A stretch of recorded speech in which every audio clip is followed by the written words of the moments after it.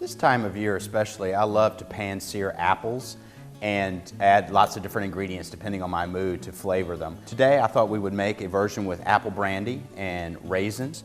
Now I have a large saute pan over here and I have about, not a lot, just about maybe a half a tablespoon of canola oil preheating for me. And I'm going to take one apple.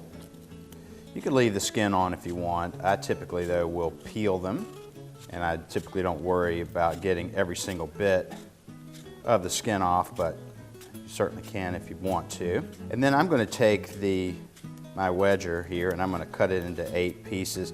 This makes simple work of getting rid of the core. It also gives you uniform sized pieces, which is always a nice thing. When you're ready for your apples to hit the pan, you want to turn your heat up. And I'm going to heat it just until I start to see the oil in there really shimmer and start to show little wisps of smoke. Go ahead and get these in. I like to resist the temptation to turn these constantly.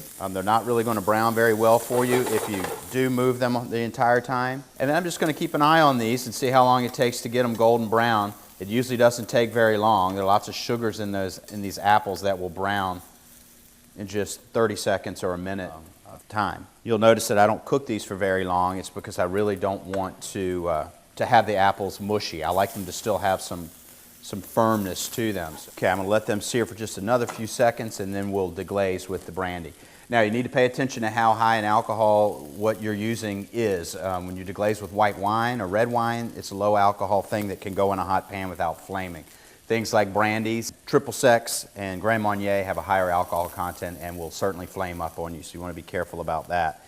It's a good idea, in fact, to move them away from the heat when you're ready to do this. Now I'm going to add this to a little bit of brandy.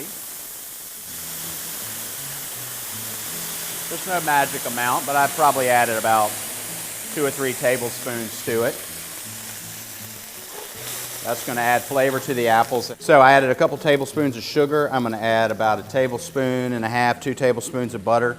You certainly can go with less if you want to have a lighter dish here. A little pinch of salt, a little bit of pepper. You could also add things like cinnamon to this, nutmeg. You could really have fun with it. Handful of raisins. Now I'm just going to toss these around in the pan. At this point, I just want to let the butter melt and let the sauce thicken a little bit and coat the apples. Okay, and I think we're really ready to go to the plate with this. If there's a little more sauce than you think you may want there, you can always just push the apples and raisins out like I'm doing. There you have a great fall side dish.